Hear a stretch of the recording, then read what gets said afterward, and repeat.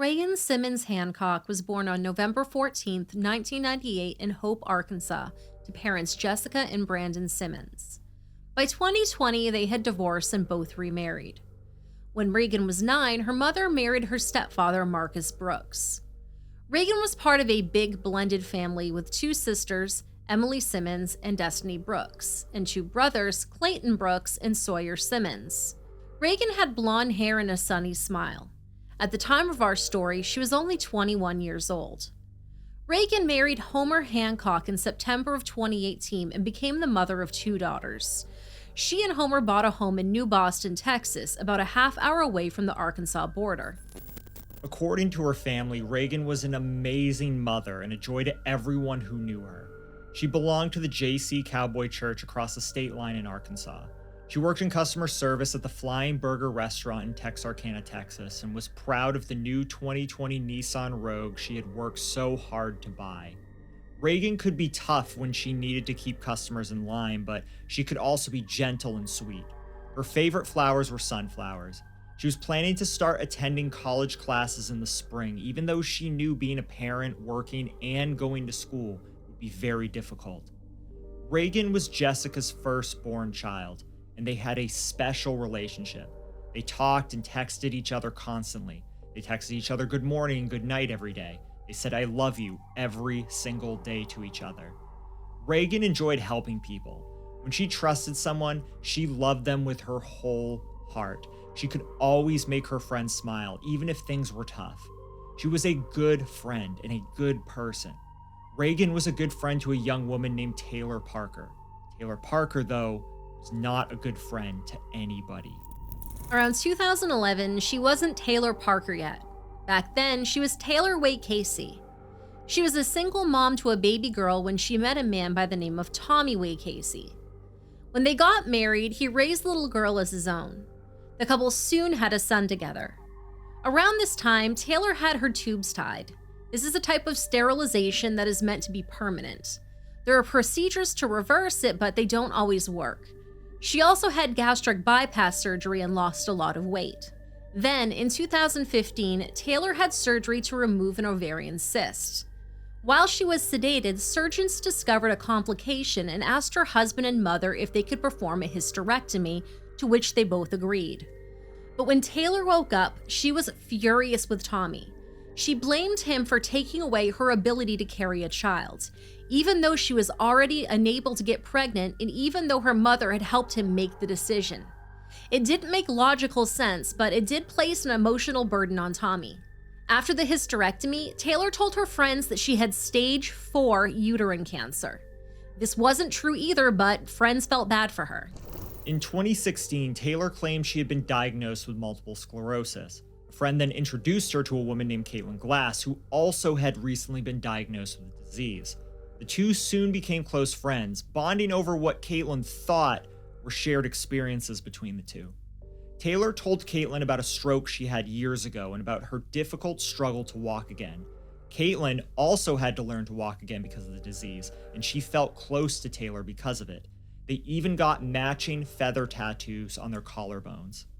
Caitlin described multiple sclerosis as a hidden disease. She had numbness, tingling, and trouble seeing.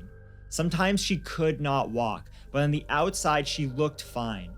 She hated having to convince people she was sick and had no reason to doubt Taylor's claims. Taylor complained to Caitlin about her husband all of the time. She was under the impression that Tommy was a terrible husband. So when Caitlin saw Taylor flirting with other men, which she did often, she said it almost seemed okay. Caitlin was a member of a Jeep club called the Pirates Off-Road Nation. She invited Taylor to one of their rides, and she liked it so much that she and Tommy bought a Jeep and joined too, but Taylor didn't allow Tommy to attend the club events. While he was home with the kids, Taylor's flirting turned into more. She had several affairs with other members. On a camping trip, she spent the night in another member's tent. At another event, Taylor hooked up with a married member, and the man's wife caught the two together. Still another time, Tommy actually went out looking for Taylor. He found her having an affair with another man inside of a truck out in Bringle Lake Park. Caitlin lived with her two young children and her mother in Texarkana. Taylor began spending more and more time at their house, often bringing her daughter and son when she visited. When she could, she talked Caitlin's mother into watching her kids as well. Taylor often accompanied Caitlin to her doctor's appointments and even eventually started seeing the same doctor. Over time, Caitlin became suspicious. Whenever her disease relapsed and sent her back to the hospital, Taylor would visit the ER a few days later, but she was rarely admitted. And unlike Caitlin, Taylor's symptoms never seemed to get worse after a relapse. She never needed to be given steroids and IV treatments. Instead, Taylor went through bottle after bottle of Stadol nasal spray and opioid pain medication. Caitlin didn't take any opioids to manage her disease. Caitlin had other suspicions too. She saw Taylor posting selfies on social media. In the selfies, Taylor wore a stethoscope and implied she was a nurse or a doctor. Caitlin was a nurse, but Taylor had no medical training. She also heard from friends that Taylor was telling people they got their tattoos after a terrible car accident. This was not true at all. Caitlin had been in a very bad car accident years earlier, but Taylor had not. She realized Taylor was stealing real events from her life and turning them into lies that she told other people. Caitlin realized Taylor had been lying to her as well. In reality, Taylor never had a stroke. She claimed that the father of her daughter had died in a car accident. He did not. By this time, her marriage was in trouble, but it hadn't been when Caitlin first met her. Tommy wasn't a terrible husband. Caitlin and her husband actually befriended Tommy. He was a pretty nice guy. When Taylor had an affair with one of Caitlin's good friends, Caitlin tried to get Taylor to admit that she was lying, and Taylor wouldn't. Instead, Taylor told Caitlin that Tommy was abusing her and started showing off fresh bruises. But Caitlin was already skeptical. She thought Taylor was causing these injuries, running into walls and furniture. Taylor said that she and Tommy had a brutal fight, but Caitlin thought she was lying about that too. Taylor used the fight as an excuse to spend the weekend with another man in El Dorado. And after that, Caitlin said their friendship fell apart. Taylor's marriage to Tommy was falling apart as well. She had racked up about $40,000 going to doctor after doctor trying to get diagnosed with MS. She was leaving him with the kids for days at a time without telling him where she was or making up stories to explain her absence. In 2018, she was fired from her job at a medical clinic for pretending to be a nurse practitioner and lying to get a prescription for pain pills refilled early. Eventually, the children realized what was going on. Taylor's daughter told Tommy that her mom was sleeping with someone else, and his son told him she went to get a tattoo with her boyfriend when she was supposed to be at work. Tommy filed for divorce. Their 7-year marriage ended on March of 2018. They got joint custody of their son. Despite having raised her from an infant, Tommy and his parents could only see Taylor's daughter with her permission. When she got upset with them, which happened frequently, they could not see their little girl.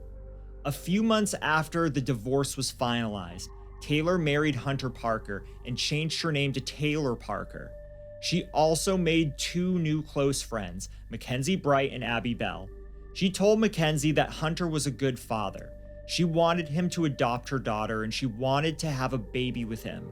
Taylor said her ex-husband Tommy didn't want anything to do with their daughter.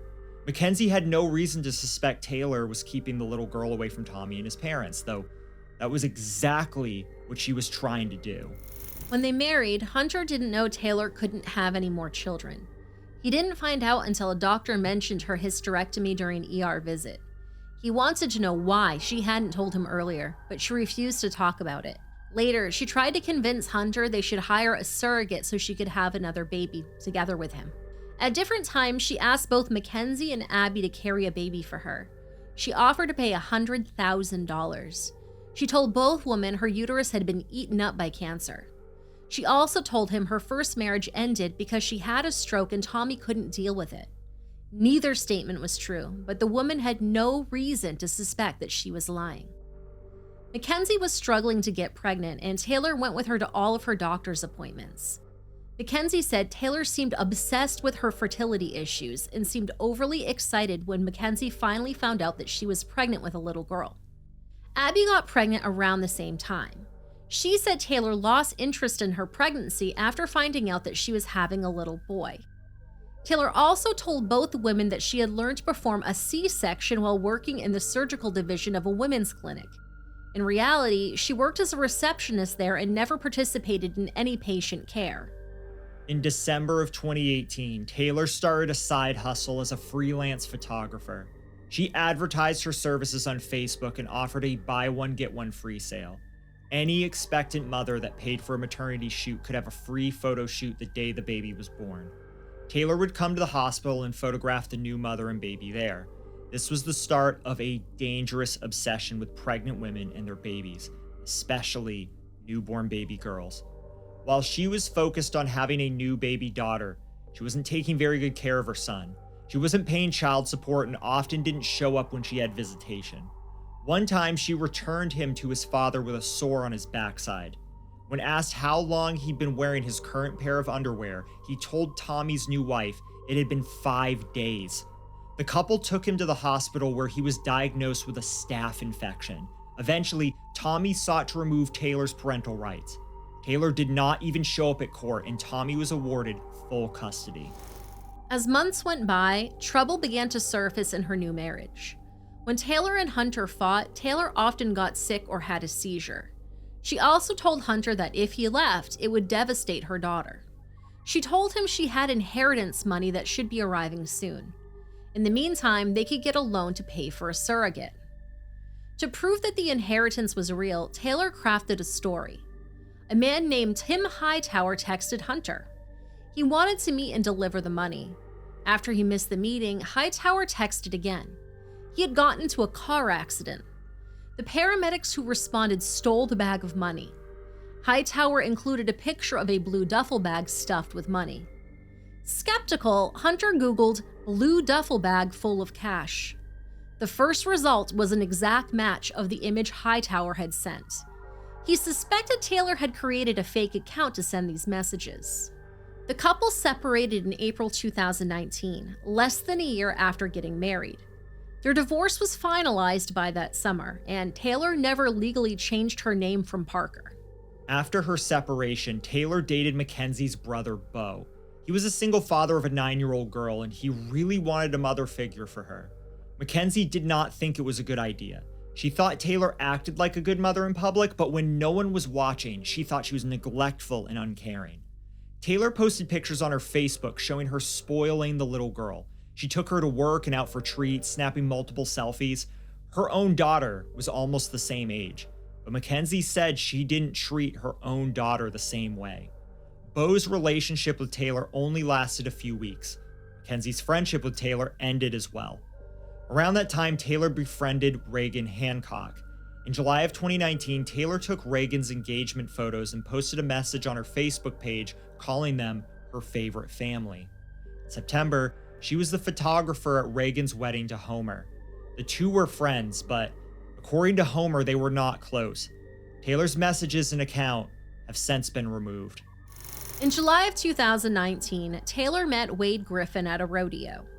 He worked as a roofer and also made money trapping hogs and managing livestock. The two started talking on social media and were soon dating. Her entire relationship with Wade was built on lies. Big surprise there. Right away, she told him she was supposed to inherit a massive amount of money. She showed him some land she said her family owned about an hour away in Bryan's Mills. She asked about how much he charged to clean it up and install a fence, and he estimated it would cost about $50,000. She convinced him to hire extra workers to help with the job, saying she'd pay his salary. Wade hired a friend and Taylor paid him for the first week. After that, she said her mother, Shauna Pryor, didn't want to pay Wade for the work and canceled the job. In August of 2019, she told him she was pregnant with twins. A few months later, Wade got a text from Taylor's father, Mark Morton. In the text, Mark said he'd wrecked his bush hog mower. He said Taylor tried to help him tow the broken machine, but the winch had snapped. The towing cable allegedly whipped into Taylor's stomach and hurt one of the babies, causing a miscarriage. Wade didn't know that Taylor couldn't get pregnant, and he didn't know he wasn't texting with Mark. Around that time, Taylor had been fired from yet another job and needed a place to live. She had recently befriended the wife of Wade's boss named Angela Pate. According to Angela, Taylor used her to manipulate Wade, though she didn't realize it at the time. Angela met Taylor one evening when she and her husband joined the couple for dinner at a local restaurant. At that first meeting, Angela said Taylor was overly friendly. Soon, Taylor was confiding in Angela. She told her about her troubled relationship with her mother, Shauna. She said her mother hated her. She had never wanted her, resented her, and treated her badly as a child. Shauna also didn't like Wade and thought he was using Taylor for her money. She told Angela all about the supposed money, oil, and gas leases and farmland she was going to inherit, but explained her mother was causing problems. Angela asked Taylor how she could have holes in her shoes and ill-fitting clothes if she had so much money. Taylor said her parents wanted her to be normal. She also said Shauna had recently stolen $3 million from her account. A little later, Taylor revealed a frightening new development. She told Angela a police officer named Coburn had given her a serious warning. Shauna had used the stolen $3 million to hire a hitman to kill Taylor. He said the Mexican mafia was involved and that Taylor shouldn't be alone. Angela was concerned. Taylor also told Wade about the murder-for-hire plot. Eventually, the story expanded and there was an entire hit squad after her. Villains named Markovon, Lex, Dewey Louie, Jace, and one ominously referred to the Reaper. Around this time, Angela received a violent and deranged email from Shauna, warning against being a mother figure to Taylor. The email said she should let Taylor fail and that Shauna was planning against her daughter to make it look like she was a liar. Shauna's goal was to make Wade leave and make Taylor so depressed that she would self-cancel. The email also implied that Shauna was following Angela online. Angela said she and her family feared for their safety. They reported the threatening email to the Texarkana chief of police. Angela had no way of knowing that Taylor had created this email account and was posing as her own mother. Wade was getting similar messages from Shauna, or at least he thought he was. Taylor told him she needed to take his phone so a computer-savvy friend could install software to keep Shauna from hacking his phone. In reality, Taylor blocked the legitimate phone numbers of all her family members so they could not contact him. During the relationship, Wade would have extensive text conversations with many of Taylor's relatives, her grandmother, mother, Aunt Katie, brother Zachary, and father Mark. In all of these text conversations, he was really talking to Taylor. Wade was still reluctant to let Taylor move in, so she increased the danger. Coburn texted that they had arrested the middleman Jace and had him in jail on an $800,000 bond. He had given information indicating the hit on Taylor was going to happen very soon. For her safety, Coburn said Taylor and her daughter should stay with Wade. Wade finally let Taylor move into his cabin where she would be safer, which is what she wanted all along. Coburn texted to say the police were setting up 24/7 surveillance of Wade's home. The text Taylor showed Wade included details about his neighborhood. According to Coburn, they had to use night vision goggles to avoid being noticed by a neighbor who was up at 4 a.m. in his recliner. The next day, Coburn texted it was good that Taylor had stayed with Wade. The hitmen snuck in despite their surveillance, but police captured good images of them on the camera. He said they had damaged the front door of the place she had been staying before moving in with Wade. He texted a picture of the damaged door. Coburn also reported that police had arrested Shauna. There had been a shootout and she had some facial lacerations, but she was finally behind bars. His team had made sure the media didn't report on the shooting. While in prison, Coburn said that Shauna had self-canceled. Coburn, of course, was really Taylor. Shauna was not arrested and she was not dead. In December of 2019, Wade told Taylor about a property he'd worked on called Pecan Point. It was located a couple hours away in McCurtain County, and it was for sale. The land sat alongside the Red River and came with hog and duck hunting rights, which Wade was very interested in. It also had a pecan grove and a lot of grazing cattle, which both had the potential to generate a lot of money. The land was listed at $4.7 million, but Taylor offered $3.5 million. She told the real estate agent she was an heir to the Blackburn syrup fortune. On the paperwork, she listed herself as Taylor Parker Griffin. even though the couple had not married. Normally, when somebody is making an all-cash offer on a piece of real estate, they need to provide a bank account record to show they even have the money, or else they're not taken seriously. So it's really surprising to me that she was able to offer this money and was taken seriously by the sellers. Now, she needed $200,000 of earnest money to start the sale. As part of the deal, they would be able to use the land for hunting as soon as they put the money down. She wrote 2 large checks to the real estate agent, but called a short time later to take them back. She said her bank preferred she complete the deal through a wire transfer. That same December, Taylor also met and befriended Stephanie Ott. Not long after they met, Taylor asked Stephanie to take her to the bank to access some of her inheritance money. According to Taylor, her grandmother would meet her there and help her withdraw $200,000.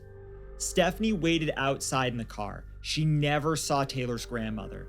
Taylor left the bank in a panic and said something went wrong with the deposit. She said the bank shredded her money because it was old money. She also said the staff had kicked her out after she got angry and yelled at them. Taylor wanted Stephanie to call Wade and tell him she had gotten kicked out of the bank. When Stephanie refused, Taylor made the call. Apparently, Wade believed her because when she hung up, she said to Stephanie that it was easier than she thought it would be. She also told Stephanie a secret. She claimed that she had aborted the twins Wade thought she had miscarried because Wade wasn't ready to be a father. Stephanie had no reason to suspect she was lying, not just about terminating her pregnancy, but about being pregnant, period. Every day, Wade was getting dozens of emails full of official-looking documents about the Pecan Point deal. Later, a forensic analysis of her phone would show that Taylor was Googling how to fake UPS tracking numbers in financial documents, but Wade believed what he was seeing. She ordered checks online that looked like they came from the oil and gas company. She paid extra to have them delivered quickly. Once they arrived, she texted Wade a photo of the check made out to the two of them in the amount of $8.7 million. In anticipation of all of that cash, the couple financed a number of expensive new items: a new heavy-duty pickup truck for Wade and a new Nissan Altima for his mother, a brand new ATV, and 20 head of cattle, well over $100,000 worth of items and animals. Wade got an email stating $7.7 million had been deposited into his credit union account, but then got a message from the director of accounts stating the transfer had failed because of a problem with their system. Supposedly, they had switched to a new software system. During the install, all of their data had been wiped clean. To help fix the problem, the director suggested Wade open a joint bank account with Taylor. Because of the trouble with the wire transfers, Taylor told the agent she was going to pay for the Pecan Point property with money from her oil and gas leases. She also expanded the deal, saying she wanted to purchase 2 other nearby pieces of property. The total cost of the deal would have been around $20 million. She listed an attorney named Shelley Links on the new paperwork. Ms. Links communicated with the real estate agent via text and email. The agent was eager to verify the funding. He stood to earn a very large commission on the property, but he was concerned to see that the attorney's email address was listed as shelleylinks.westernglobal@aol.com. It seemed unlikely that an attorney for a global energy company would have an AOL email address. Miss Links emailed several times to tell the agent to stop contacting the banks Taylor had listed in an effort to verify funding. When the agent tried to verify the paperwork that she sent, it was fraudulent. When he tried to locate her or figure out where she worked, he was unable to do so. The real estate agent told Taylor the gas leases wouldn't work, so she said her Uncle Butch would provide the payment. She was annoyed and told the agent to stop trying to access her banking records. She said her uncle had made much larger land purchases and never had to release the information the agent was asking for. The imaginary attorney, Ms. Link, soon emailed the agent again with the same message. At Christmas, Taylor and Wade joined her family for a holiday dinner. Shauna was there, very much alive. Taylor told Wade that Coburn had lied when he said that she was dead. At the get-together, Shauna glared at Wade and barked orders at the couple. Her demeanor made Wade more sure she was behind all of Taylor's troubles, but In reality, Shauna was irritated because Taylor was only planning to stay for a few minutes, and she wanted her to spend more time with the family instead of leaving with her new boyfriend. By January of 2020, Wade was in serious financial trouble. Payments were coming due on all of the purchases that he had financed, and there was still no inheritance money. Taylor was secretly asking her mother for help. Shauna, the real Shauna, paid for Taylor's car payment that month. Around this time, Taylor called her ex-husband Tommy to ask if her daughter could come live with him. She told him Wade was probably going to break up with her and kick her out of his home. Sensing that she was losing Wade, in February she started a new con by calling Angela, Wade's boss's wife. Angela worked as a chiropractor and offered sessions to help her clients listen to their bodies. Taylor wanted a session because she thought her body was telling her she was pregnant. She said she'd noticed the color of her aura had changed. After the session, Angela told her the results were inconclusive, but Taylor acted as if Angela had confirmed a pregnancy. Taylor asked for advice about how to tell Wade. Angela told her she should take a pregnancy test first. Taylor texted back that the pregnancy was intended by God. Even though it was impossible due to her hysterectomy, she told Wade she was pregnant. She also told her friend Stephanie. Stephanie was excited. They talked about baby clothes and baby names.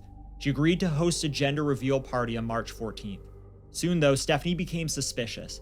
The paperwork Taylor gave her wasn't written on business letterhead, and it was dated 2016 instead of 2020. When she pointed out the errors, Taylor said she would check to see what went wrong. Later, she told Stephanie the clinic had a computer error. They had sent out 342 gender reports with misprints on them. Stephanie called herself to check, and they told her that wasn't a service they offered. They didn't send out printed gender reveal reports at all. Taylor gave Stephanie an ultrasound image to display at the gender reveal.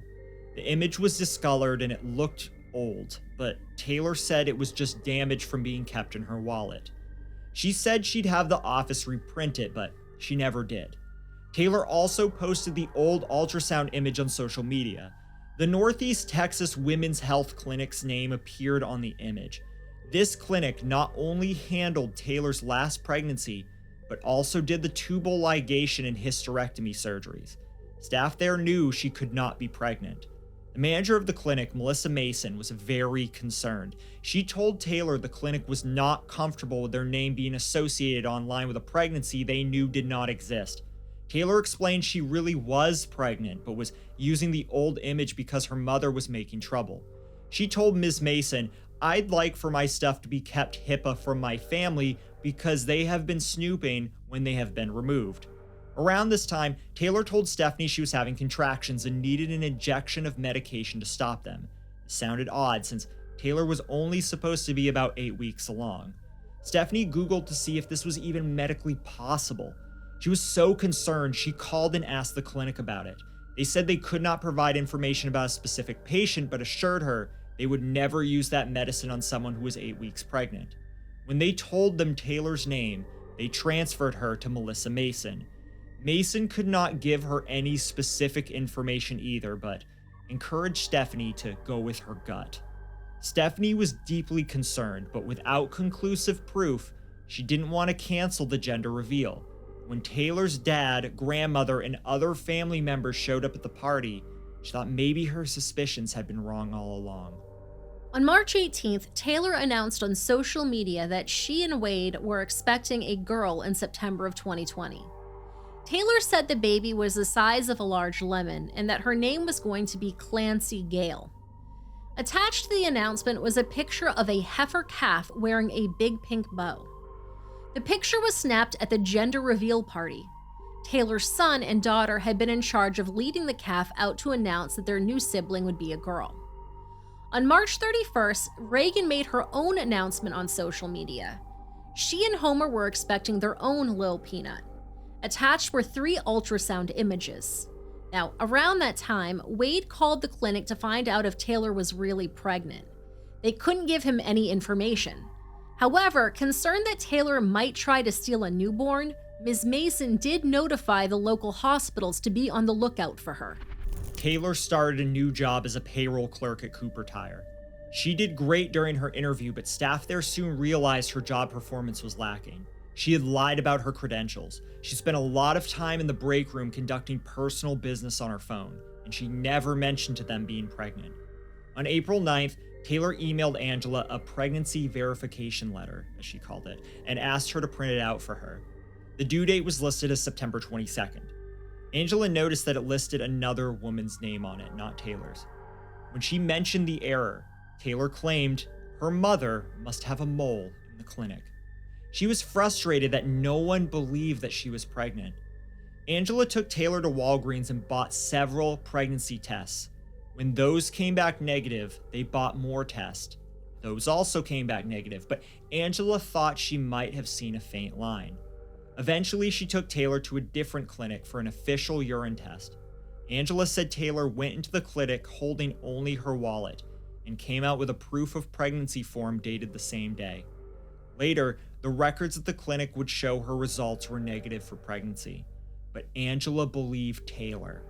At her request, she called Wade and told him that Taylor was pregnant. Angela's husband, Roger, also believed Taylor was pregnant. They both thought they had felt the baby kick. On several occasions, Angela spoke to Wade and warned him that too much stress was bad for Taylor and her baby. When Wade worried that Taylor did not look pregnant, Roger assured him that she was, and that he would be a father come September. Later that month, Taylor told Wade that her mother had lied to her about all the money she was going to inherit.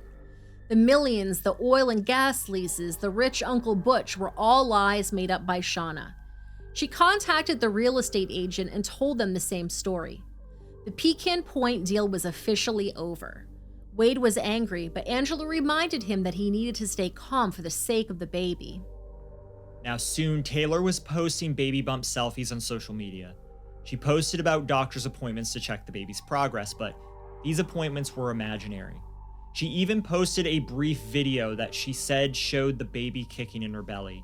She purchased a fake baby belly online. In August, she and Wade posed for maternity photos. In some of the photos, his hand rested on the fake belly. Taylor positioned her hands above and below his. Later, he would say he had no idea. He said it felt like her real stomach. By this time, the couple was no longer intimate with each other. Taylor complained to Stephanie that Wade no longer kissed her or paid any attention to her whatsoever. She said he wasn't excited about the new baby. She made similar complaints to Angela. Angela thought it was clear to everyone except Taylor that Wade did not love her and did not want a baby. Still, she and Roger thought she was a sweet girl, and whether he wanted a baby or not, she and Roger were both convinced that she was going to have one. Around that time, Taylor got her final warning from Cooper Tire about her performance issues. Instead of waiting to be fired, she sent a text message saying she quit. She started a new job at a temporary staffing agency. She told no one at her new job she was pregnant. Coworkers later said that she did not look pregnant. Reagan, however, was more than 6 months along and she looked pregnant. On August 16th, she posted new ultrasound photos on Facebook. She announced the new baby was going to be a girl and she had chosen the name Braxton Sage. One of the ultrasound images captured the outline of the baby's face and her little arm up above her head. Reagan was due on November 10th. Taylor was supposed to do a maternity shoot for her, but she had to cancel. She said her doctor told her that she needed to rest because of health reasons. Taylor didn't announce her pregnancy at work, but she made sure Wade heard her throwing up in their bathroom every morning. She'd often tell him the baby was moving or kicking. On multiple occasions, she told Wade that her doctor's visits went well and her blood work looked normal. In mid-September, Taylor's first husband, Tommy, texted Wade anonymously. He said Taylor was lying about being pregnant, and he told Wade about the hysterectomy in 2015. He said she was using old ultrasound images from her other pregnancies as proof. He told Wade that all the local hospitals were on high alert, watching to make sure that she did not steal a baby. Wade showed these texts to Taylor. In response, she created fake text conversations with multiple family members, including her mother, her grandmother, and her Aunt Katie. She used screenshots of the fake conversations to prove it was all part of an elaborate lie. she convinced Wade that Shauna was again plotting to ruin their relationship. In reality, Taylor's mother knew that she could not be pregnant, but never confronted her about it. When Wade's mother, Connie, called and asked if Taylor could be pregnant, Shauna told her the truth. It was not medically possible. Connie tried several times to convince Wade that Taylor was lying, but eventually gave up to save their relationship. She thought Taylor would eventually fake a miscarriage and that Wade would stop seeing her altogether. With her September 22nd due date approaching, Taylor began frantically searching online for places pregnant women might gather, including local clinics and maternity stores. She was also watching birthing videos on YouTube, both natural deliveries and C-sections. Over the next few weeks, she made many trips to sites that she found online. She visited locations in Idabel, Longview, Texarkana, Mount Pleasant, and Shreveport. She made 6 trips to Paris, Texas, a town over an hour away from Wade's cabin in Sims. Taylor was in Paris on September 30th. She had scheduled a new patient appointment at a maternity clinic there, where staff noticed her sobbing in the lobby. Taylor said she needed to reschedule her appointment because her mom couldn't come. When they asked why she was so upset, Taylor said her husband was in the military and had recently been killed. The staff tried to console her. They offered to do a quick sonogram so she could see the baby before her scheduled appointment. She, of course, declined. Later that day, staff saw her behind the clinic. She was sitting on a bench near the parking lot. Later, her phone records would show she was logging the license plate numbers of the pregnant women entering the clinic. She was looking up the numbers online, trying to find out where the women lived. Near the end of September, Taylor was also working on a way to get Wade out of town and keep him busy for at least half of a day. She contacted the owner of a ranch in Wynnewood, Oklahoma. The ranch sold hunting trips where clients could pay to hunt and shoot feral hogs. The owner sometimes bought feral hogs to restock his property, but he'd never bought from Taylor or Wade before. When Taylor tried to sell him 150 feral hogs for about $6,000, he was interested enough to talk to her. But he soon worried it was a scam, as Taylor didn't know how to get the right kind of license to transport the livestock. She wanted to bring the hogs across state lines, which is illegal. He told her he wasn't interested. 5 days later, on September 27th, she texted him again saying she had all the licenses and wanted to make the deal. He declined her offer. Not one to be inconvenienced by the truth, Taylor created fake texts from the owner. Using the fake texts, she convinced Wade they had an order to sell 150 hogs in October. By October, she had stopped working at the staffing agency. Wade had taken family medical leave starting October 1st. He wanted to be there for the baby's birth, and since she was weeks past her original due date, he thought the baby could come at any time. If she didn't go into labor before then, Taylor said she was scheduled to be induced on October 5th at the Titus Regional Medical Center. In the early morning hours of October 5th, a fire started beneath Wade's cabin. The couple got up and put the fire out, but not before it knocked out the plumbing and the electricity. Later, a forensic fire investigator would find that the fire had been intentionally set. At 5:12 that morning, Titus Regional received a bomb threat. The streets around the hospital were shut down.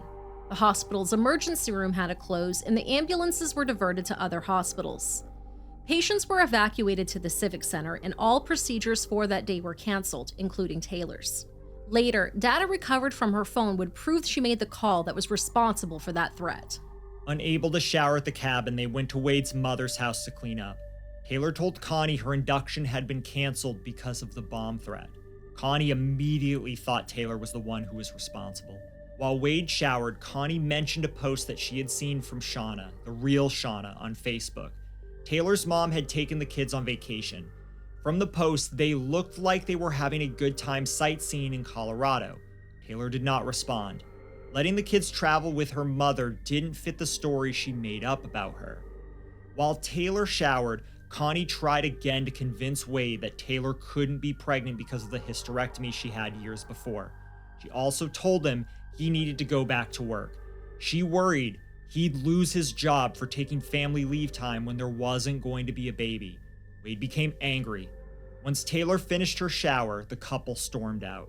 However, something must have gotten through to him. That night, he and Taylor argued.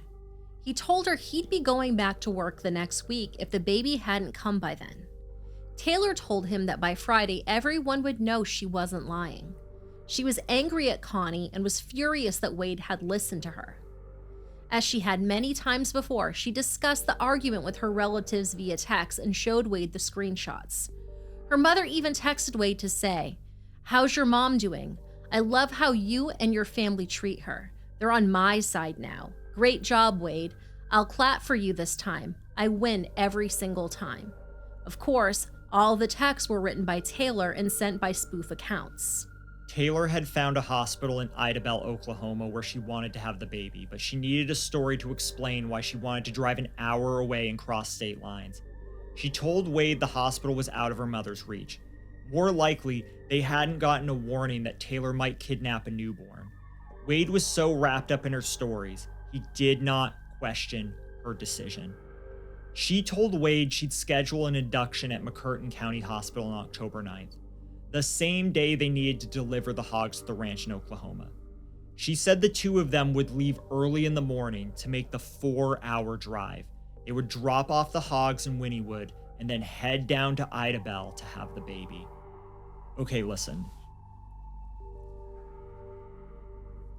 I feel like I have to make a PSA here. Our YouTube analytics say that 80 to 85% of our audience are women, but for all of the men out there watching, I know this case is a very extreme example, but we all know multiple men who are in relationships like Wade on a smaller scale. A lot of men think they can't do better in life and they have to be with a woman like this or else they'll be alone forever. It's not true, okay? It's not true. You are worth more than that. I understand family and friends don't always have the full picture of a relationship, but when there is this many people coming at you with proof, please don't let the fear of being alone paralyze you from doing what you know in your heart is the right thing and leaving that relationship. Please, please let this story, I know it's a very extreme example, let this story be an example that you and our fellow kings deserve far better than relationships like this.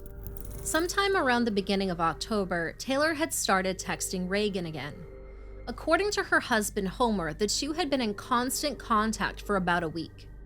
Reagan's mother was surprised to hear the two were getting together on October 7th. Taylor gave her a gift for the baby and a Starbucks gift card. Reagan thanked her via Messenger for the sweet gifts. On October 8th, Taylor and Wade went out to dinner. On the way home, they stopped at an automotive store to pick up a part for Wade's truck. He wanted to make sure it was running well for the long drive. While Wade worked on his truck, Taylor visited Reagan at her house in New Boston. On the way, Taylor purchased 2 burner phones. Reagan and Taylor went into the bedroom to talk. Homer figured they wanted privacy, perhaps to talk about Wade. About 45 minutes after Taylor got there, Homer texted Reagan and said he was tired. The women left the bedroom and went down the hall. As he went to bed, he heard Reagan showing Taylor the nursery. The two talked about redecorating, and Taylor said she would help. She left at around 10 that night and went back to Wade's cabin. Taylor had set up a baby bouncer in Wade's living room and a crib in their bedroom.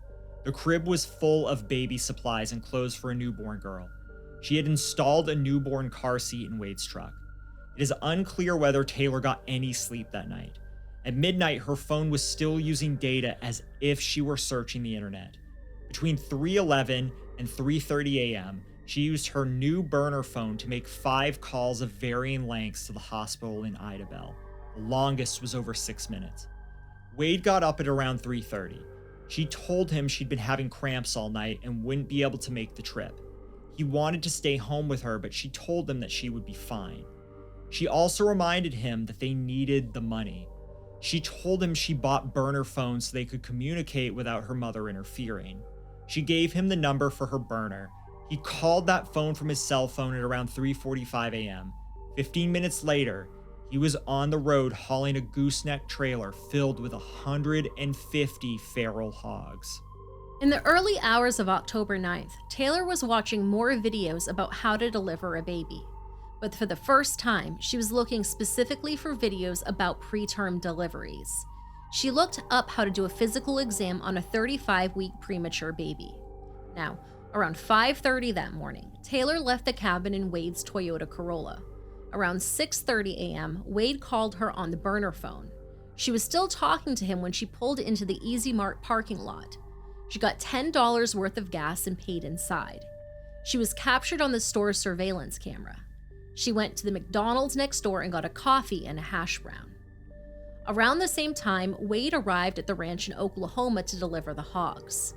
He'd soon find out that the owner hadn't placed an order for 150 hogs and didn't want to buy them. As she ate her breakfast, Taylor drove to Reagan's house.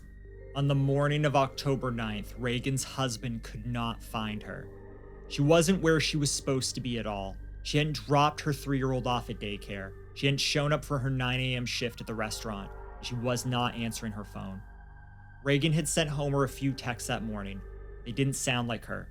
When he texted, "I love you," she didn't respond. Their neighbor messaged him on Facebook saying their garage door was open and their new puppy had gotten out. Reagan's car was still in the garage. The neighbor sent another message. She'd knocked on the door inside the garage and it was ajar, but no one answered. Something did not seem right here, so Homer called Reagan's mother, Jessica, to see if she had heard from Reagan or not, and she hadn't. Homer told Reagan's mom he would leave work and head home. She said she would meet him there. On her way, she called her husband, Marcus. When Jessica arrived at the house on Austin Street, she saw streaks of blood in the driveway. Inside the garage, she saw bloody fingerprints on the doorknob. When the door opened, she saw a shoe print on the kitchen floor. Frightened, but knowing her daughter was in trouble, she entered the home. She found Reagan face down on the living room floor in a large puddle of blood. A blanket nearby was soaked with blood and amniotic fluid. She called out to Reagan, but got no answer. Jessica went back out into the garage. Her husband, Marcus, and a family friend named Chris Hughes soon arrived. She told Marcus not to look, but he went into the house anyways. When he came back out, he collapsed in the driveway with chest pains. He kept calling his granddaughter's name. At 10:18 a.m., Jessica called 911.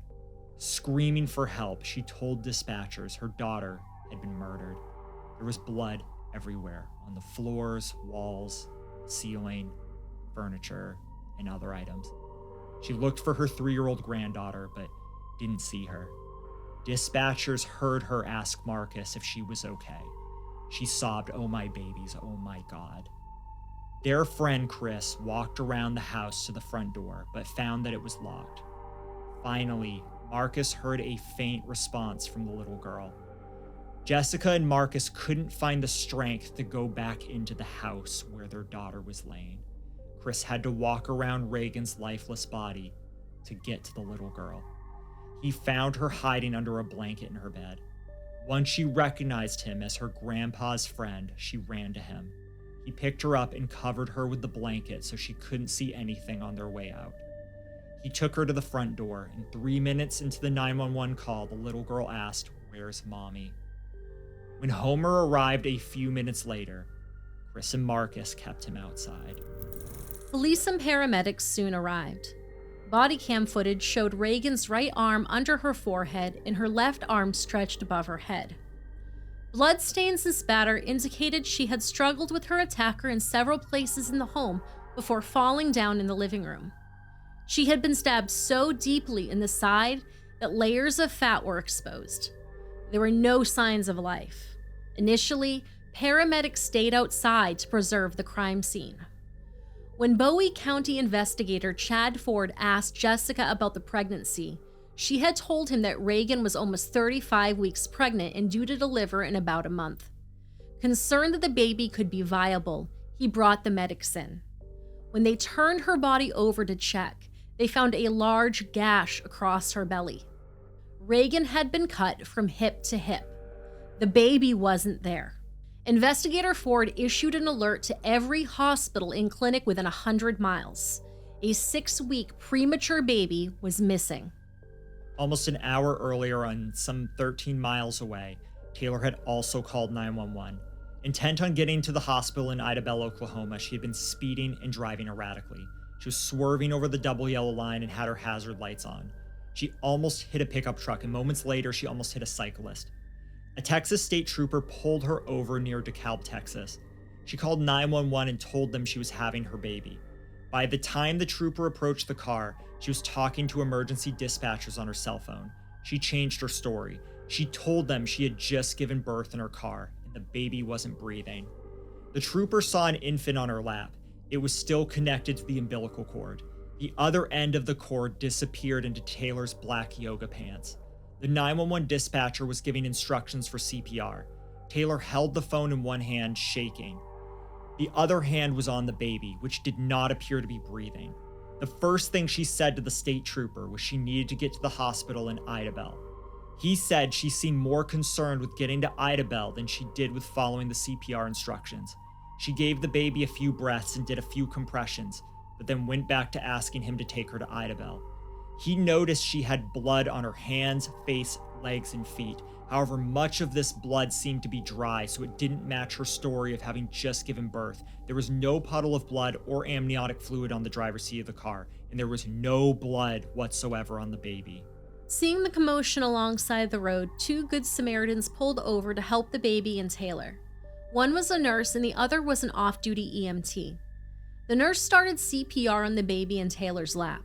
The baby was cold, clammy, and slightly blue. When the medics arrived, they took over CPR. Concerned about post-delivery bleeding, the nurse and the off-duty EMT cut off Taylor's black yoga pants and bikini underwear. The baby's placenta fell out of Taylor's pants and landed on the floorboards of the car. The nurse helped Taylor change into clean pajama bottoms. They moved her to the patrol car. She walked slowly as if she was weak and in pain.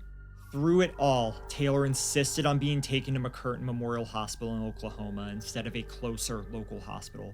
She said she did not want to go to the closest hospital because, in her words, they had hurt her last baby. This was not true. She said she needed to get to Idabel because her doctor practiced there. She did not have a doctor there. She said her husband was meeting her there. Well, Wade was planning to head there. He wasn't going to for a few hours. She didn't say that staff at the local hospitals might have been alerted that she was going to steal a baby potentially. Instead, she threatened to take the baby and drive herself if they wouldn't agree to go to Idabel. EMTs eventually moved her to a gurney. When they asked what happened, she said she was walking around Walmart when she felt pressure, so she left and got in her car. While she was driving, she said she felt like she had to push. She said her water broke and the baby came out. She also said the baby was almost a month overdue. Her story didn't match what the medics were seeing. The baby was small, much smaller than a full-term baby. She looked like she'd been wiped clean. There was no Vernex, a white substance that coats babies in the womb, and the amniotic fluid on her skin was dry and flaky, which meant she had been born some time before Taylor said she was. Taylor did a lot of talking and crying at the scene, but she didn't ask if the baby was okay until they were both in the ambulance on the way to Idabel. The baby hadn't been breathing when paramedics arrived. Her heart had stopped. They gave her a shot of epinephrine and inserted a breathing tube, and the baby's heart started beating again, and they continued to help her breathe on the way to the hospital. Paramedics quickly realized the 2 cases were connected. They notified the New Boston police, who had already received an anonymous phone call letting them know it was medically impossible for Taylor to be pregnant. At the hospital, Taylor listed the baby's name as Clancy Gale Griffin on the admission forms. She listed herself as the mother and Wade as the father. She said she planned to breastfeed and gave the hospital permission to register the birth in Oklahoma. Nurses were skeptical. They tried to clamp down on her uterus to make sure the bleeding had stopped, but they couldn't find it. They did an ultrasound and it showed no signs that she had just given birth. She wouldn't let anyone examine her pelvic area. They tested her blood and it didn't find HCG in her system, a hormone created by the placenta that remains elevated for weeks after the baby is born. The following interrogation footage was provided to us by our friends at Explore With Us. For those unfamiliar, Explore With Us is unmatched when it comes to videos on interrogation footage and true crime content. They also have one of the best logos on YouTube. Links to the main Explore With Us channel will be in the pinned comment and description. Please show them some love after this video and let them know the Misery Machine sent you. But we can do blood on that and prove that it's not hers, so if she wants to... Can I help you? This is a big deal. yeah. So she shows no signs. You can't check for hemorrhaging. She should be hemorrhaging right now. No one has ever negative HCG HCG. Okay, It takes 6 what weeks. is HCG? It's a hormone that is secreted by the placenta only. Okay. And if there's a baby in there, the HCG is what the hormone that mandates going and getting the nutrients and bringing it to baby. Okay. So it's in mama's blood, mama's urine, mama's everything. Okay. And it stays up for 6 weeks. Okay. He's taken off. You don't want no part of it. You don't want no part of this. He took off. He's the OBGYN. She's in there. She refuses to have a vaginal check to make sure she's not hemorrhaging. They've done an ultrasound and HCG, and it doesn't show that she's been pregnant. Okay. They have the placenta. Where's she? She is in the room. She You're is not letting her leave? no. She is in the room. Thank God. She's on the phone now with her boyfriend, so I'll try to sidetrack her a little bit. Just talk to the ER doctor. They took blood work, HCG levels, which is a hormone. It's not showing she was pregnant. And they're saying that the placenta, they can send the placenta off for test and whether it comes back to her or not. Hey there. What's your name? Taylor Parker. Taylor? Hey, my name's Chad Stansby. I'm a OSBI agent up here, and I heard you brought your baby in. Did you give birth on the side of the road or something? Yes, sir. Oh, okay. Where was that here? In McCurtain County? No, it was in DeKalb. DeKalb down in Texas? Yes, sir. Oh, okay. So what happened this morning? Did you just go into labor on the side of the road? No, I was supposed to ride with my fiance, and we sell, we own a hog buying facility, and we were gonna come through here, but I was having contractions and stuff and wasn't feeling good, so I stayed at home and told him we would just meet here after he dropped the hogs at 7. And he got tied up. I mean, he's on his way. Okay. All right. Now how did you get here? Did you An drive am- yourself? No, an ambulance brought you? me. Yes, Oh, okay. LifeNet. Oh, okay. From DeKalb? Yes. Yeah, I had a LifeNet. I had a nurse help me, a LifeNet nurse lady help me. Okay. Did, now what's your boyfriend's name or your fiance? Wade Griffin. Wade? Okay, have you gotten a hold of him? Yeah, he's on his way. He said he was about an hour out. Oh, okay. All right. Once the police showed up, nurses convinced her to submit to a pelvic exam for her own good. They said she needed to make sure that the bleeding had stopped. The nurses said that you weren't wanting to let the doctor check you to make sure you weren't hemorrhaging or anything. They did an ultrasound. The hemorrhaging, I hemorrhaged really bad when I had my test. The hemorrhaging is the bleeding, whether you're passing clots or not passing clots. It's really good to have you checked for that, because I know I was passing massive clots and they were about to start giving me blood. That's why they're wanting to check out, any damage and check to make sure you're not bleeding inside internally. That's why they're wanting to make sure. Well, that's okay. That's fine. I didn't know it was a big deal not to want the guy to do that. No, I mean, if you don't want to, that's up to you, but that's why they're wanting to check, just to make sure. Make sure you're okay. Yeah, I mean, that's a big deal. I mean, Especially- you've got blood all over you and all over your fingernails, and I mean, that's a pretty intense Especially thing. having it on the side of the road. Yeah. It's scary. You want to make sure you're okay. Is that okay? That's fine. I mean, that's fine. Okay. You can get the doctor to Yeah. see if he can check. We're mostly concerned about your health. Yeah, that's the big concern too. Did I do something wrong for them bringing me over here? What did you have? Did you have a boy or a girl? A girl? A girl. Okay. Did you have a name yet? Clancy Gale. Clancy Gale. That's a nice name. It is a Did, nice do you have any other children? I have 2. Do you? How old? Emerson's 10 and Trey's 6. Oh, wow. So, going from 6 to a newborn, huh? Did I do something wrong? No. I'm just going to be upfront with you.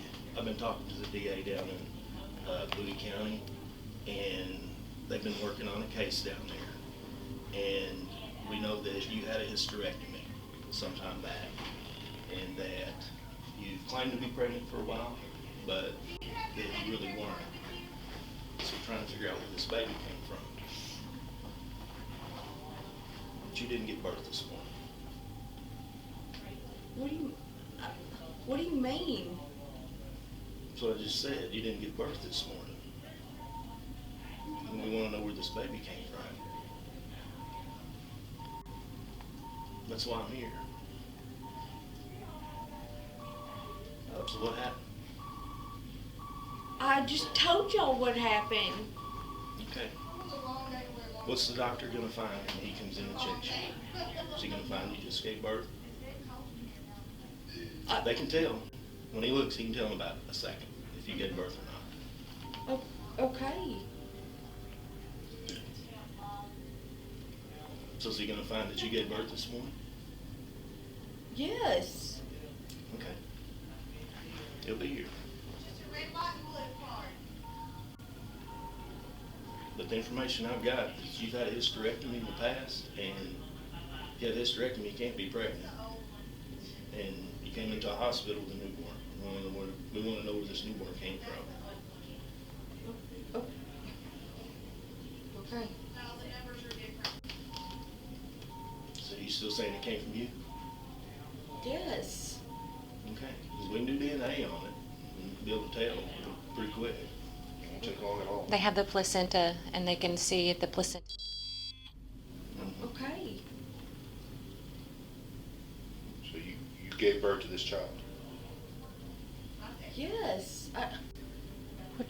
We're just making sure. Okay? If there's anything you need to talk us about, you can.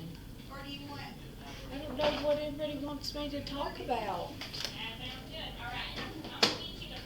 Taylor, I found the woman this morning on the side of the road, and her baby had been removed from her body. And then you show up with the baby, and the information is you've had a hysterectomy. There's no way you could have been pregnant, even though you've been telling people for a while you've been pregnant. There's no way you could have been pregnant. And I didn't hurt anybody on the side of the road. well, I'm not saying you did. I'm just saying that there's a woman that had her baby removed from her body. Her body's found on the side of the road. I didn't say you did. I just want to know what happened, where this baby came from.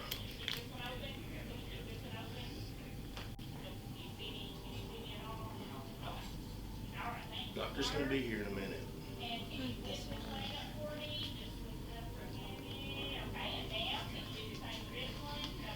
Who was the lady? Do you know who she is? I don't know what lady you're talking about. Okay. Hi. All right. Let's see. So we're going to check you, huh? All right. Well, let me have them set you up then, where I can see what I'm doing. All right. Yes. Just in case, watch that. Let me get the girls here.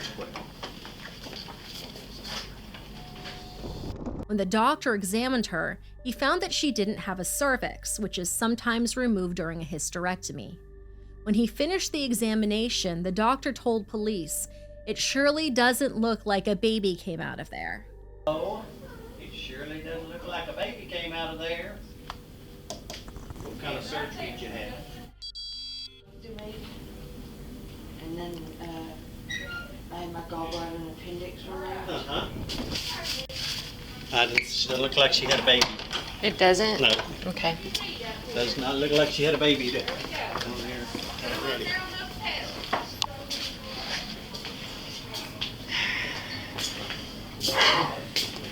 Hey, Taylor. So what happened? Yes, ma'am. Nothing happened. You didn't give birth. This is her first. Yeah. That means it's not your baby. So what happened? I tell you, most of the people are going to assume the worst. They're going to assume you're an evil person and that you just butchered this lady and left her to rot on the side of the road so you steal her baby. And I don't think that was the case. I mean, you don't seem like that type of person to me. I didn't kill anybody. Where'd this baby come from? We're past all of that. Taylor, we're past that. I did not kill anybody. I didn't kill anybody. So was she alive when you left? I wasn't with her. How'd you get her baby? It's mine. Can't be. Did you mean to hurt the woman? You didn't mean to hurt her? Are you saying she's dead?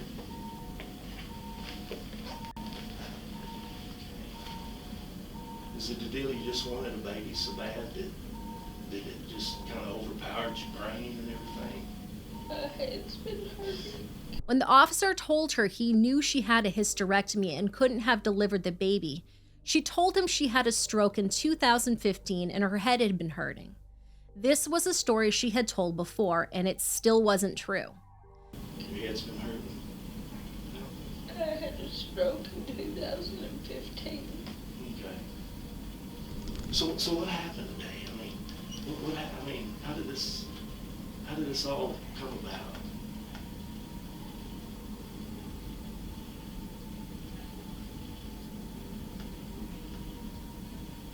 I mean, when did you first see the woman? This one today? She checked on me. Is she a friend of yours? Okay. So she come over, did she come to your house? She told me to come over. Oh, so you went to her house? Okay. What happened then?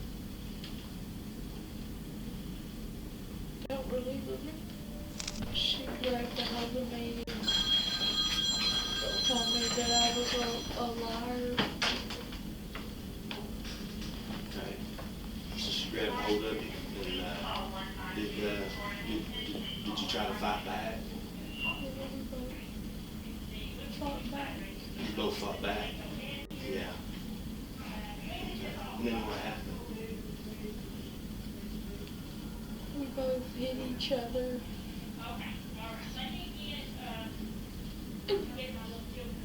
And she hit her head on the table. She hit her head on the table. Okay. That's okay. Hey, that stuff happens sometimes, you know. Stuff happens. It's all right. Did you put her in the car? Did you put her in your vehicle at that point? No. Okay. How did she get out on the road out there? They said they found her on the side of the road. No, I didn't move her. You didn't move her? No, Okay. so So she was still in her house? Okay.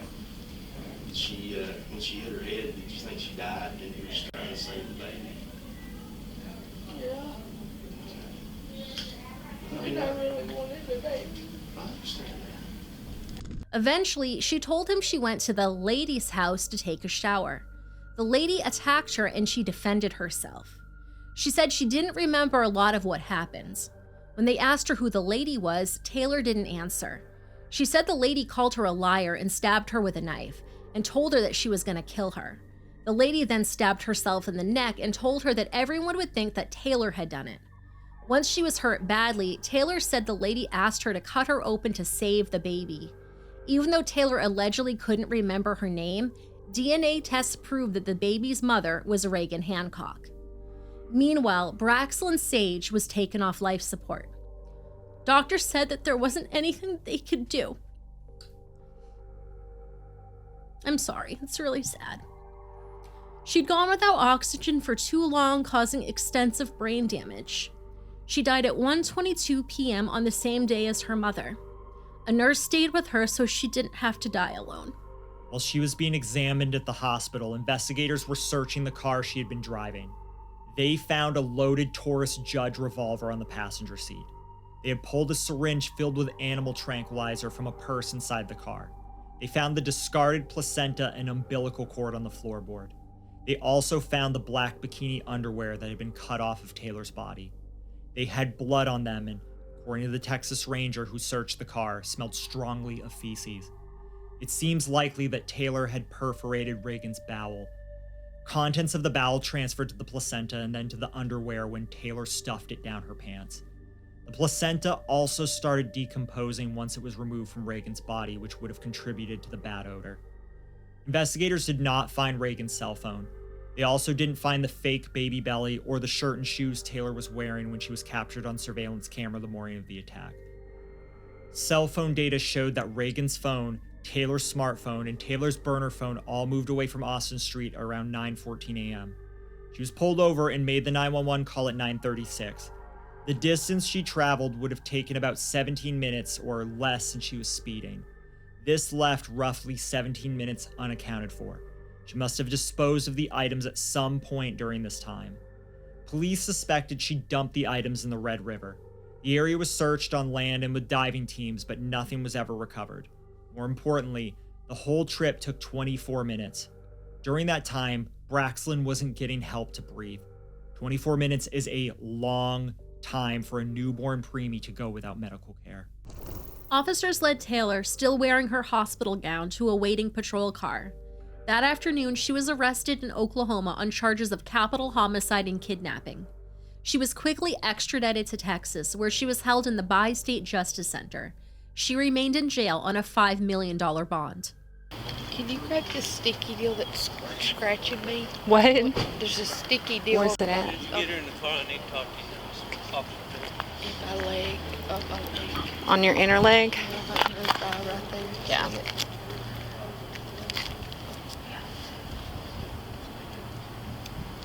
Thank you. I can go ahead and get in.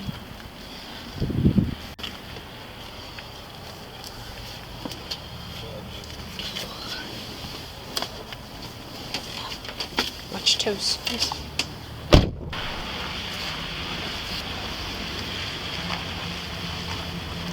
Go that way. Okay. Sorry. You're okay. I know those rocks hurt. They do. Just a little. You need to have him sit right there on that bench, okay?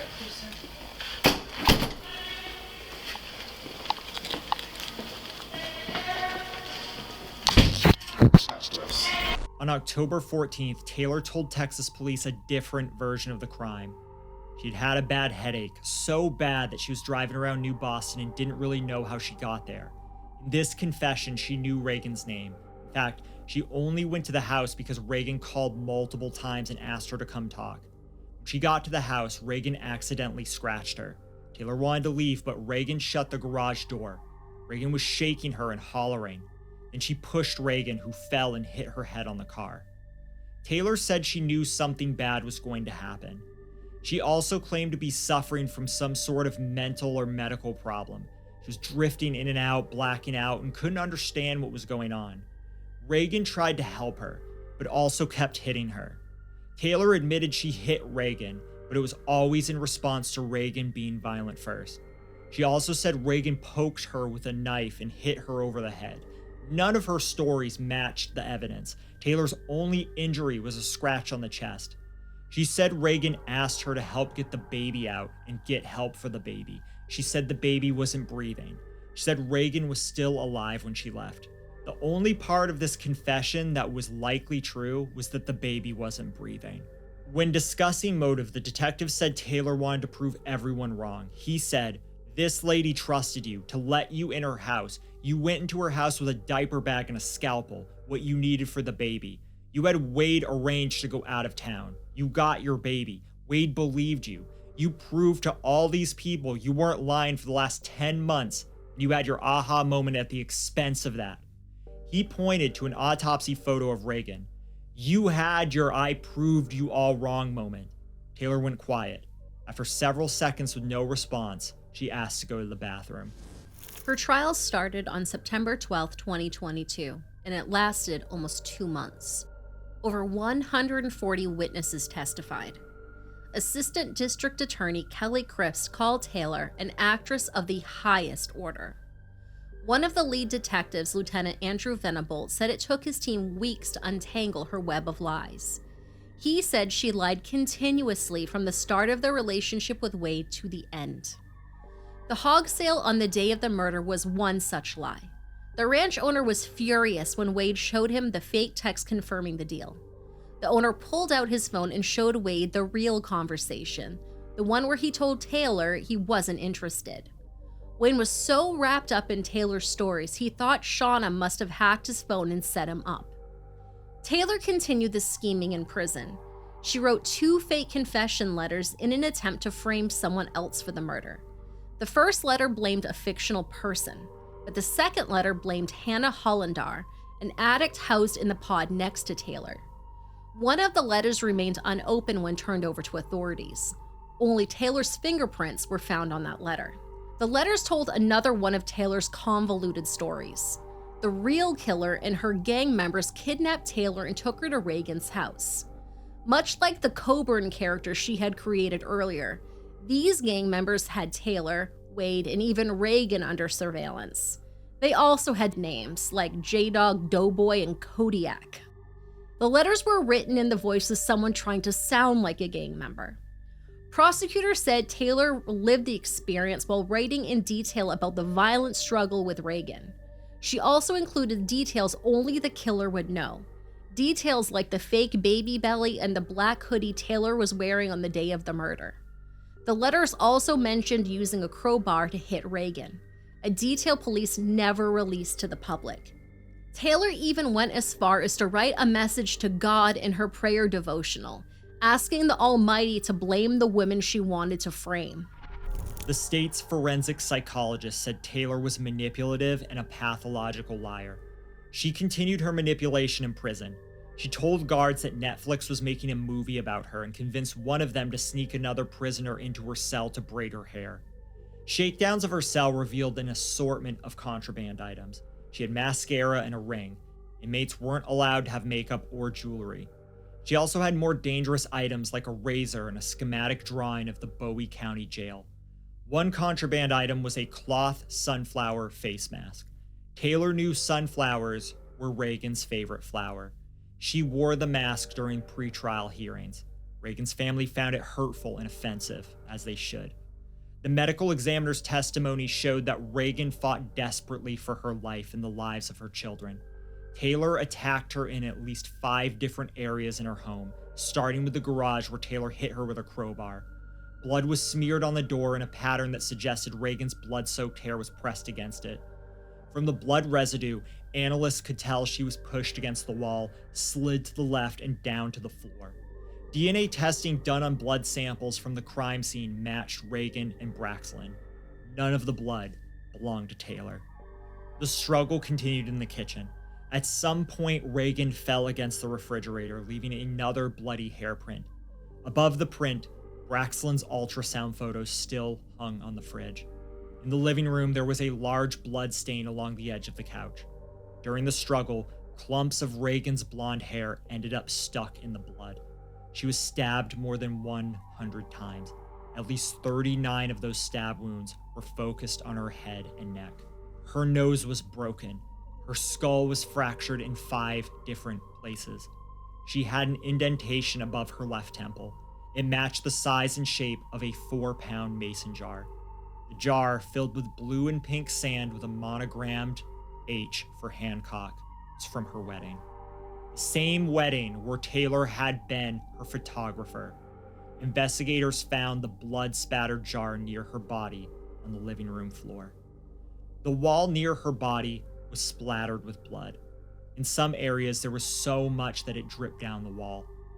The quantity and the direction of the drops indicated she had been severely beaten while lying there. In addition to the wound from the mason jar, she had wounds consistent with being beaten with a hammer, both on the claw end and the blunt side. Her hands were bruised, scraped, stabbed, and cut. One of her fingers was dislocated. The tip of another finger was almost cut off. The injuries to her hands were all defensive wounds. Taylor claimed she didn't bring a knife, but she said she always carried a scalpel in her purse to use if the dogs got hurt during hog hunting. Eventually, she admitted to using this scalpel to cut open Reagan's abdomen. She ripped out her uterus from the back, meaning she stuck her hand deep into Reagan's belly up near her diaphragm while she was still alive. The uterus was damaged during the violent removal. Once it was out, she cut it open, pulling the baby and the placenta from inside. In immeasurable pain and bleeding out the last of her life, Reagan must have regained consciousness to fight one more time to protect her baby. Fragments of her purple glitter press-on fingernails were found embedded in the placenta. Although officers found the syringe of animal tranquilizer in the car, medicine strong enough to put a large animal to sleep and certainly strong enough to knock out a person, there was no evidence it was used. She could have used it, but instead, Taylor cut out the baby while Reagan was still alive and awake, resulting in significant blood loss. This blood loss not only hurt Reagan, but also hurt the baby's oxygen levels.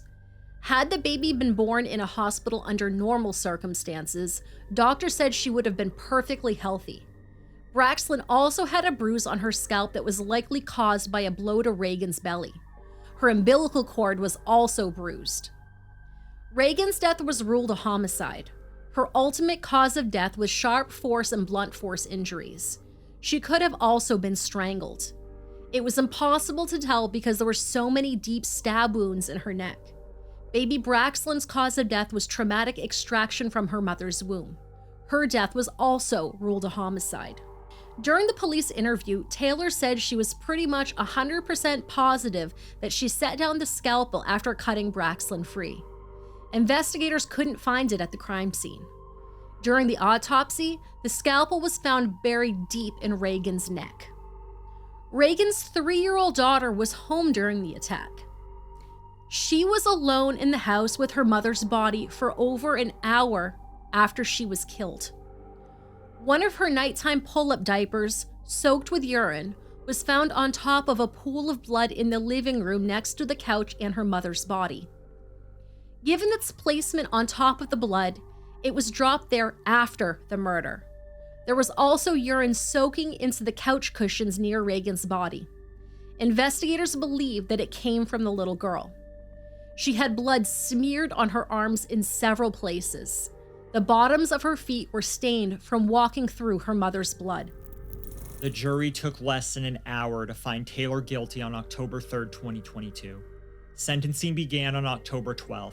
Because Taylor faced the death penalty, the sentencing portion of the trial was extensive, lasting another 25 days. Reagan's mother read a victim impact statement during the stage. In it, she called Taylor an evil piece of flesh demon. She said, "My baby was alive, still fighting for her babies when you tore her open and ripped her baby from her stomach. You watched her die. You did not care about Braxlin either, spending so much time making sure you would not get caught." On November 9th, jurors took 90 minutes to decide she deserved the maximum sentence, death by lethal injection. Judge John Tidwell's last words in the trial were, "Take her to death row." A few hours later, Taylor was sent to the Mountain View unit at the Texas State Prison in Gatesville. She joined 6 other women on death row. She's still there as of the date of this recording. Reagan's death gutted her entire family. She was the glue that held them together. Years after she was gone, her mother Jessica still kept picking up the phone to text her before remembering that she couldn't. Homer and their little girl had to start all over again. He moved back home with his parents and tried to make sense of his new, emptier life. At the trial, he said the first time he got to hold little Braxlin Sage, she was cold and lifeless. He never got to hear her say, "I love you, Daddy." By the time the trial was over, Reagan's little girl was 5 years old. On several occasions, her grandmother said she walked up to a pregnant lady and asked to see her belly. She wanted to see if they were hurt or bleeding. No one knows exactly how much the little girl saw and heard that day, but it was too much. Reagan was supposed to be her sister Emily's maid of honor. Emily had to carry a picture of her big sister down the aisle at her wedding. Of Taylor's sentence, her mother said the family was glad justice had been served. She went on to say, "Everybody says you can have memories. Well, you don't want to just have memories. You want to have your baby. And we never got to meet Braxlin. We're in pieces. I never wish this on anyone." It's hard to feel sorry for much of Taylor's family, particularly those who knew she wasn't pregnant and didn't confront her. But her children, ages 8 and 10 at the time of the murder, were victims too. Shauna was awarded custody of Taylor's daughter. At the trial, she promised to take the girl back to counseling. She also told Taylor that she needed to get it together because she was upsetting the girl during phone calls. Tommy and his wife Amy still have custody of Taylor's son. They decided he shouldn't talk to his mother in jail. Tommy said, "Why does she want to be a mom now? She wasn't a mom before, so why now? Why should I let my son talk to somebody that did this?" On October 17th, Reagan and Braxton's funeral was held at the Trailhead Park Pavilion in New Boston. They were buried together in Reed Hill Cemetery. Community members raised money for her husband and surviving daughter. Volunteers sold t-shirts and helped car washes. They raised money online through Facebook and PayPal. People from across the country and around the world donated. When asked about Reagan, her mother said she loved unity. She did not like any discord in any relationship. She didn't like confrontations. She wanted unity. And the response of the community would make her so proud. All we can ask for is prayer. Reagan's sister Emily said, "She's just something you can't replace. The good thing about it is she's everywhere now. She always held us close, and she's holding us closer now." This case is hard to process, and it doesn't even sound real. At the beginning of this story, it's hard to believe that so many people would have believed and enabled Taylor's lies. But even for those that saw through her charade, nobody thought she could be capable of such an extreme premeditated murder, as she had no history of violence. Now, normally, with cases involving a woman who murders another woman to steal their unborn baby out of their womb, a mental health component exists or is argued by lawyers, as was the case when Lisa Montgomery murdered Bobby Joe Stinnett. To our knowledge, Taylor's lawyers never attempted this defense, and she had no history to even justify defending her in this way. So what do you think possesses someone to do something so unthinkably heinous such as this? Let us know your thoughts in the comments section down below.